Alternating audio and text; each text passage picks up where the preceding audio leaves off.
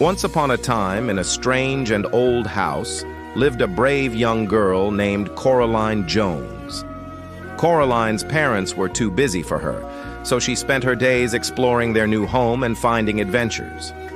One day, she discovered a small door hidden behind a wardrobe. At first, the door seemed to lead nowhere. But when Coraline pushed it open a little further, she found a tunnel that smelled like lavender and freshly turned soil. As she walked through the tunnel, the air grew colder and darker until finally, she saw a light at the end of the tunnel. As she stepped into the light, she found herself in a courtyard, and from there she could see a house. It looked like their house, only different. She could see people tending a garden, and they too looked like her family and friends, only different. Curious, Coraline stepped closer and closer. On the path stood a woman holding flowers. She turned around and smiled at Coraline. It was Coraline's mother, only her hair was a wild mess and her face had no smile lines. "Mother?" Coraline called out. The woman's smile widened, revealing sharp teeth. "My dear," she said, beckoning Coraline closer. "Come inside."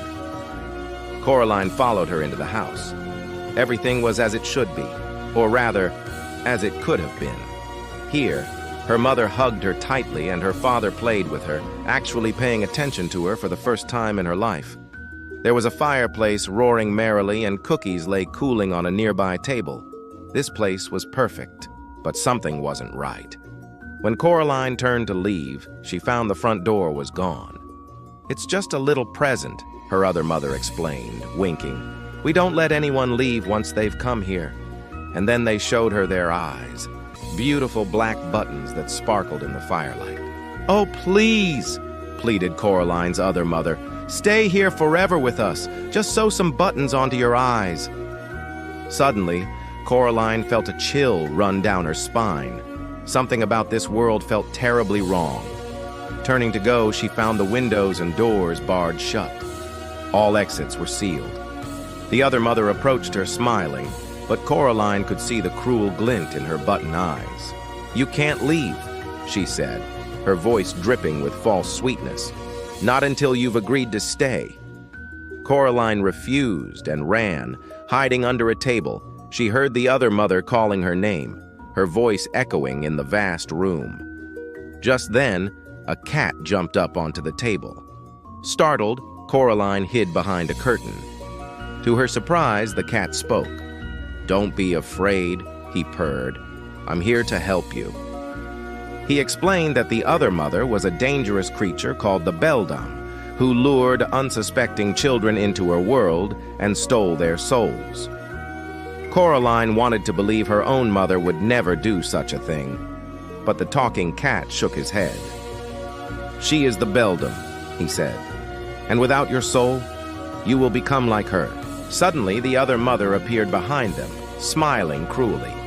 The cat hissed and ran, leading Coraline to another part of the house where she found a small key.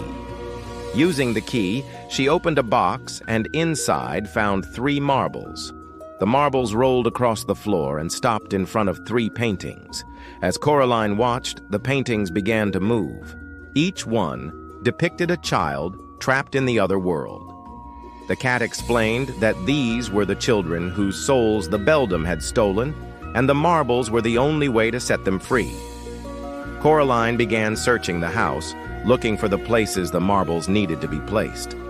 Along the way, she outsmarted the beldam, who kept trying to trick her into giving up her soul. Finally, Coraline found 3 keyholes and placed the marbles inside. With a flash of light and a whisper of wind, the 3 ghost children were set free. They thanked Coraline and vanished, along with the talking cat. The other mother loomed over Coraline, her button eyes flashing with rage. "It's over, beldam!" Coraline cried, backing away. "You'll never get my soul!" But the beldam only laughed and lunged. Suddenly, the ground beneath them rumbled. Looking back, Coraline saw the fireplace had burst into flames. "Help me!" cried the beldam. "The fire! It's spreading!" Without hesitation, Coraline dashed through the now open doorway. Behind her, the beldam screamed as the flames engulfed her. Coraline found herself back in her own room, the door gone and the wardrobe in its place. Looking back at the wardrobe, she could see the faint outline of the beldam. Trapped inside, Coraline knew the only way to stop her was to keep moving. She emerged from her room and went to find her parents. She didn't know if they'd ever understand what she'd been through, but she was no longer afraid. She was no longer alone.